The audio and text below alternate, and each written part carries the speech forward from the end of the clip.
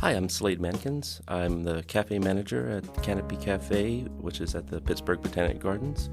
Working at the cafe at the Pittsburgh Botanic Garden does give the idea of more attention to freshness and having certainly vegetarian and vegan options and more plant-based things that kind of tie into the idea of what a botanic garden does.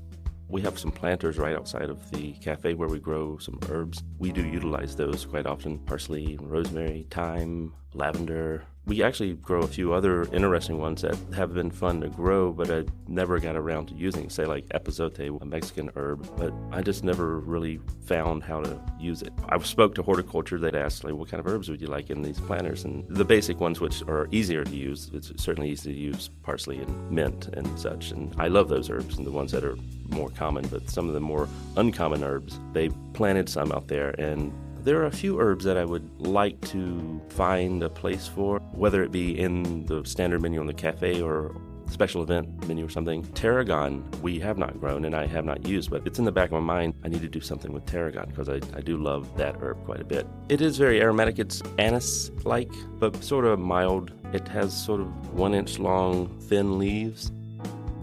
At the cafe, for the menu that we have there, and also for a lot of caterings and special events and stuff, very often we utilize fresh thyme, fresh parsley, and seasonally fresh basil. Tends to find its way on the menu somehow. Strawberry basil vinaigrette for a salad during summer. I would also say that we use dried herbs more frequently than fresh herbs, especially dried oregano and dried thyme. Those find their way in several of the dressings, lots of soups that we prepare.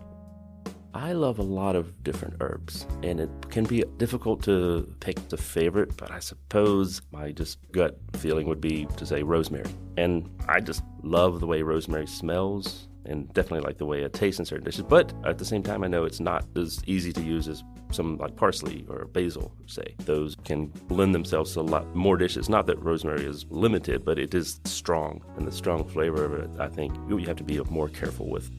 There are some ways to prepare herbs that people don't think about much, and perhaps sometimes it's because they're more known of to be like restaurant preparations. One that comes to mind, a certain preparation for basil, would be making basil oil, and that would mean that you would take fresh basil and you would blanch it really quick and then shock it in an ice bath and then dry it out and then blend it up in a high-speed blender with olive oil to make a very bright green oil, and can be used to then garnish dishes and such. I'm very fond of making green sauces and salsa verdes, chimichurri style things, and that's where like those common herbs of parsley and cilantro come in very handy to make a bright herbal dressing or sauce that can go with many, many things. If you're tuning into this and have a desire to experiment more with herbs, I would suggest, and what I do, is look at cookbooks. But not only that, like when I'm designing menus for myself or for the cafe, a lot of times I will look at other restaurants, whether they're in Pittsburgh or in other cities, and see what they're doing and what seems to be the trends, and read the menu and like, oh, what's this? And then look it up and then find out why they're using it and how it's used and such. And as you go out and dine somewhere and you come across something new, then take the time to look it up and read about it and figure out what that is, and maybe you can use it yourself. To visit the Canopy Cafe, we are located at the Pittsburgh Botanic Garden in Oakdale, right outside of Pittsburgh proper, 799 Pinkerton Run Road. The cafe is open Tuesday through Sundays.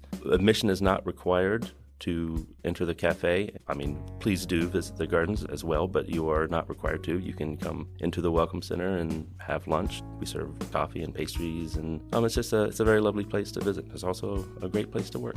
To learn more about the Pittsburgh Botanic Garden, visit pittsburghbotanicgarden.org.